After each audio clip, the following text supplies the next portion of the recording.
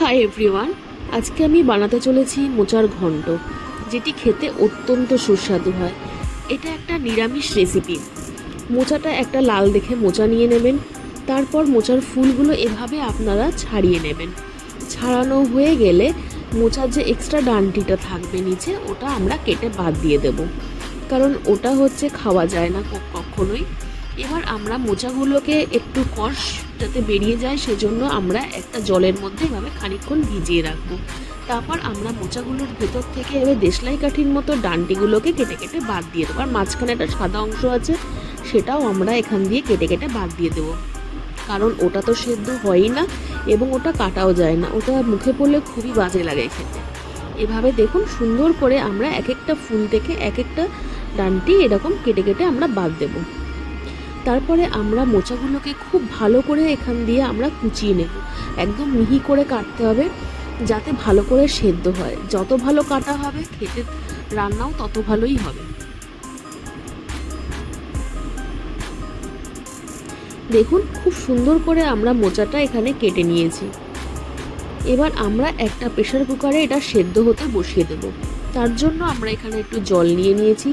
পরিমাণ মতো জল এখানে গরম করে তার মধ্যে একটু নুন এবং একটু হলুদ মিশিয়ে দিয়ে তার মধ্যে আমরা মোচাগুলোকে আস্তে আস্তে করে দিয়ে এটাকে আমরা 3 থেকে 4টে সিটি দিয়ে নেব, যাতে মোচাগুলো খুব ভালো করে সেদ্ধ হয়ে যায়।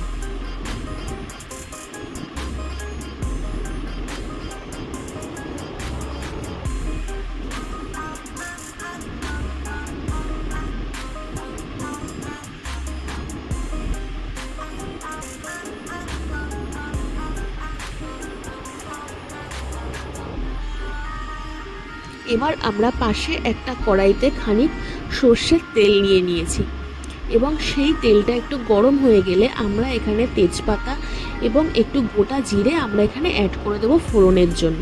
তারপরে কেটে রাখা আলুগুলোকে আমরা ভালো করে নুন হলুদ মাখিয়ে লাল লাল করে ভেজে নেব, যাতে আলুর গায়ে একটা বাদামি রঙের আস্তরণ তৈরি হয়ে যায়।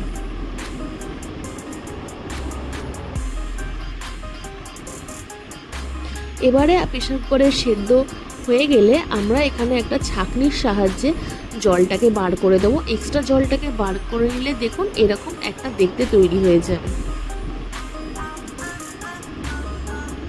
এবারে আমরা একটা আলাদা প্লেটে কিছু মশলা নিয়ে নেব। নুন হলুদ জিরে ধনে চিনি নিয়ে আমরা এখানে মোচাটাকে একটুখানি ভেজে নেব কড়াইতে। ভালো করে ভাজা হয়ে গেলে মোচাটা 2-3 মিনিট মতো, তারপরে আমরা এখানে মশলাগুলোকে অ্যাড করে দেবো। অ্যাড করে মোচাটাকে ভালো করে কষাতে হবে। ভালো করে কষিয়ে নিলে এটা খেতেও খুব ভালো হবে এবং ওই প্লেটে মশলার খানিকটা 2-3 চামচ জল এখানে অ্যাড করে দিতে হবে, ওটা ধুয়ে, যাতে মশলাটা নিচে লেগে না যায়। তাতে খেতেও খুব সুন্দর হবে। কিন্তু এখানে আর এক্সট্রা জল কিন্তু অ্যাড করা যাবে না, এটা আর জল দেওয়া যাবে না। এবার গ্যাসটা আস্তে করে 15-20 মিনিট মতো রেখে মোচাটা এরকম দেখতে হয়ে যাবে, এরকম ভালো করে রান্নাও হয়ে যাবে। লাস্টে আমরা ঘি আর গরম মশলা এখানে অ্যাড করে দেবো। অ্যাড করা হয়ে গেলে আমরা এখানে 2-1টা আলু ভেঙে দেবো, যাতে একটা ঘন পেস্ট তৈরি হয়। এটা খেতে কিন্তু ভীষণ ভালো হয়। আপনারা এটা তৈরি করে দেখবেন, যদি ভালো লাগে তাহলে অবশ্যই চ্যানেলটা সাবস্ক্রাইব করে আমার পাশে থাকবেন। ধন্যবাদ।